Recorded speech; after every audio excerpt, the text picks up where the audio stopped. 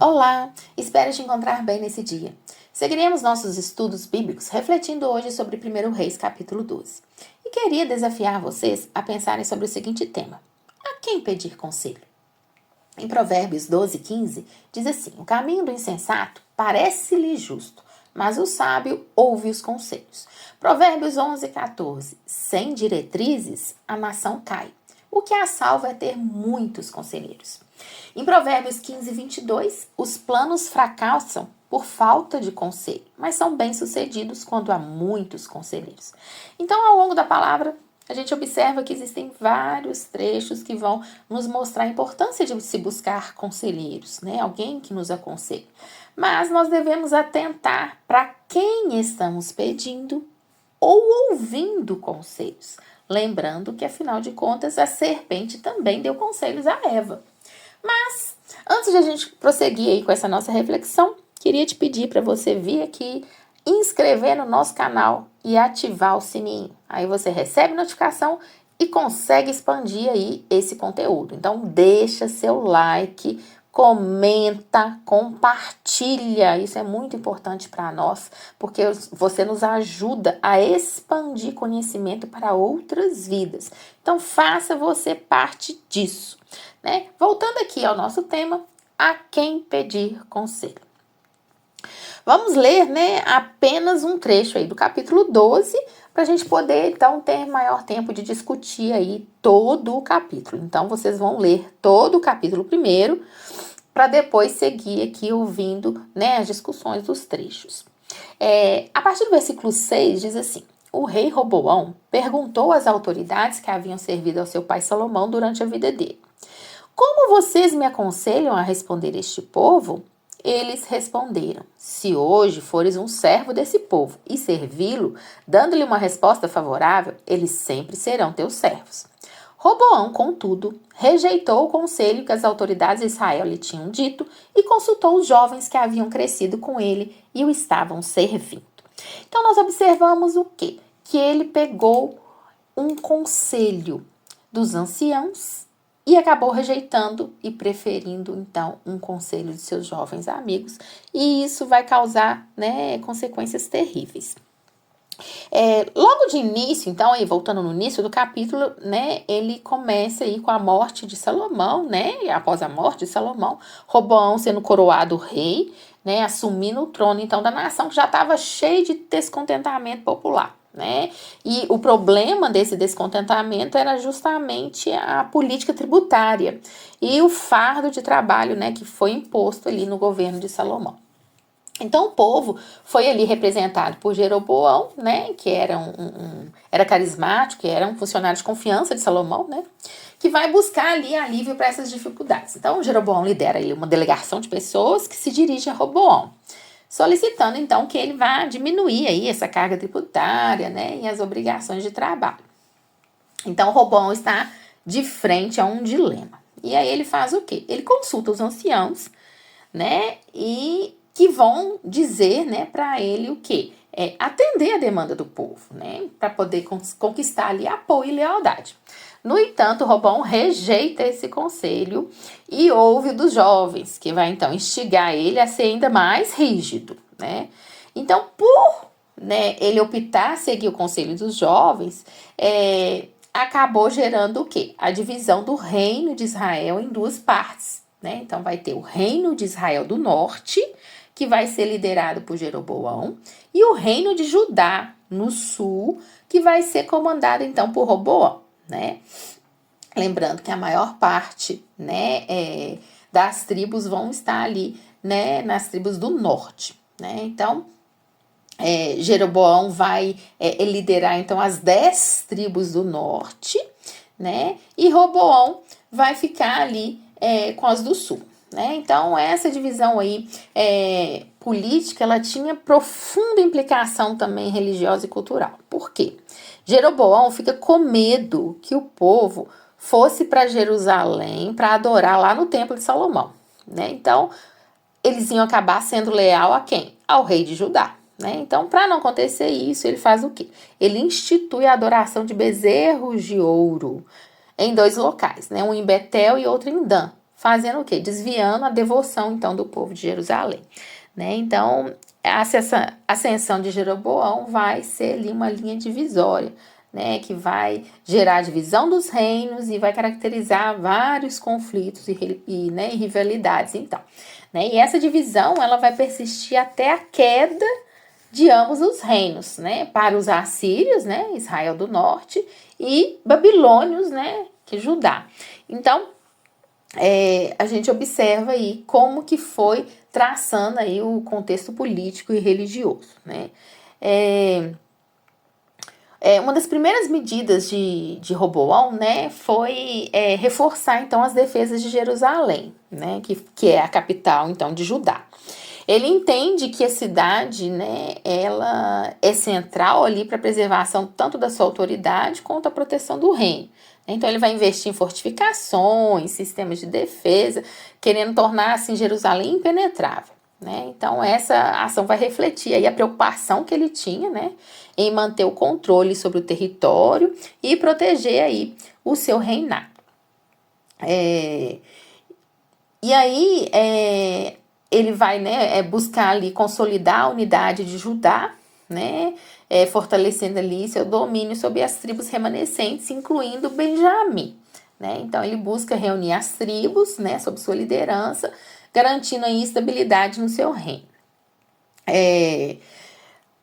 Um trecho assim bem importante vai ser, infelizmente, a introdução da idolatria, né, por Jeroboão em Israel do Norte, né, quando criou ali os bezerros de ouro em Betel e Dan, né? Então isso aí vai inaugurar o quê? O período de apostasia e desvio religioso, né, que aconteceu em Israel do Norte, né? A narrativa aí vai ir terminando com a ordenação de Jeroboão como sacerdote, né, uma ação que vai desafiar a tradição religiosa e sacerdotal, né, que era estabelecida em Israel, e vai ressaltar a tensão religiosa e política, né, que permeava a região ali após a divisão do reino, né. Se a gente for parar para pensar, né, sobre o que 1 Reis 12, né, vai refletir aqui para os nossos dias, né, nós temos então que aprender o que com essa divisão, né? Primeiramente, essa divisão vai nos lembrar da necessidade de sempre ter uma liderança sábia, né? Sábia e compassiva. Então, Roboão falhou, né, em ouvir as súplicas do povo, né? Não atendeu ali e acabou levando a separação, né? Então, nos dias de hoje, né, nós, como Igreja de Cristo, precisamos de líderes que ouçam as preocupações e as necessidades das pessoas, né? E que sigam o exemplo de Cristo, né? Que veio não para ser servido, mas para servir, né? Outro ponto que devemos, né, atentar foi a idolatria que foi introduzida, né? Então isso é um alerta para nós, né? Então ele criou bezerros de ouro como objetos de adoração, afastando ali então o povo de Deus da verdadeira devoção, né? A idolatria nos nossos dias, ela assume diferentes formas, né? Então, às vezes a gente não tá fazendo um bezerro de ouro para ficar idolatrando, mas às vezes uma busca assim desenfreada por riqueza, por ser famoso, né? Por vários likes, né? Poder, né? E até mesmo a adoração dos nossos próprios desejos, né? Os nossos desejos estão acima de tudo, as nossas vontades, né? Então, nós devemos lembrar que Cristo é o único caminho para o Pai. E nós não devemos permitir que nada, absolutamente nada, o substitua em nossos corações, né? Então, nós temos que aprender a destronar tudo aquilo que está ocupando o lugar de Cristo em nossos corações, né? Então, a história também vai apontar ali para a importância da unidade, né? Então, essa divisão fez o quê? Enfraqueceu Israel, que por sua vez ficou vulnerável aos inimigos, né? Então, da mesma forma, né, nós como cristãos devemos buscar unidade em Cristo, lembrando-se das palavras, que todos sejam um, como tu, o Pai, és em mim e eu em ti, que também eles sejam um em nós, para que o mundo creia que tu me enviaste, né? Lá em João 17, 21. né? Então a gente observa o quê? Precisamos manter a unidade em Cristo. A divisão enfraqueceu Israel e fez com que ele ficasse vulnerável ao inimigo. Então, a divisão dentro da igreja enfraquece a igreja e a torna vulnerável à ação maligna. Então, o capítulo 12 vai, ficar nos recordando aí a importância da gente ter uma liderança sábia, compassiva, tomar sempre cuidado com a idolatria, se não estamos erguendo, bezerros de ouro em nosso coração. A necessidade de estarmos unidos em Cristo, Então, que a gente possa aí manter os nossos olhos fixos em Cristo, que é o verdadeiro Rei e Salvador, E que Ele possa aí nos abençoar. Queria desafiar vocês, A gente está orando justamente por esses 3 pontos aí principais, Orar pelas nossas lideranças. Precisamos orar pelos nossos líderes governamentais, líderes de empresa, os líderes religiosos, das nossas igrejas, porque eles sempre estão enfrentando decisões complexas e eles precisam o quê? De sabedoria, de discernimento, porque a decisão de um líder afeta a vida de muitas pessoas.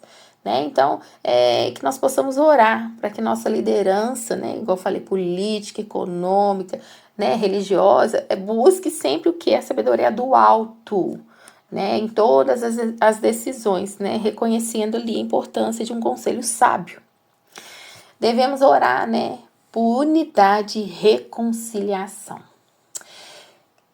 Ore para que Deus venha trazer unidade e reconciliação onde existe divisão, Então, lembrando, uma igreja dividida é uma igreja enfraquecida, Então, peça que Deus venha tocar os corações das pessoas e guiar cada vez um caminho de paz e de compreensão mútua, para que relacionamentos não se desgastem e não venham ser rompidos, Então, orar sempre para que haja unidade, para que haja reconciliação onde já instalou o problema e tudo. Outro ponto de oração é proteção contra a idolatria. Então, Jeroboão introduziu a idolatria em Israel do Norte. Então, ele desviou o povo da adoração ao Deus verdadeiro.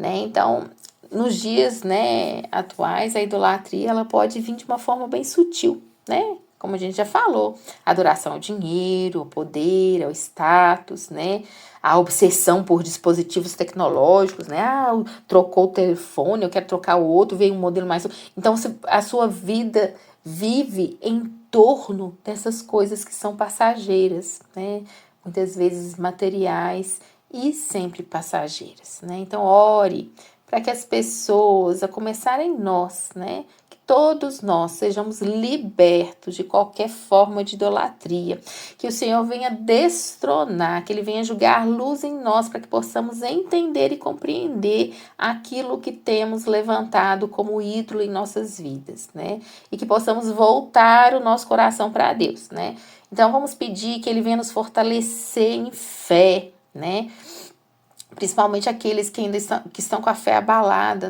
que estão propensos a seguir caminhos errados, Então, que o Senhor venha fortalecer nesse dia a fé de cada um de nós.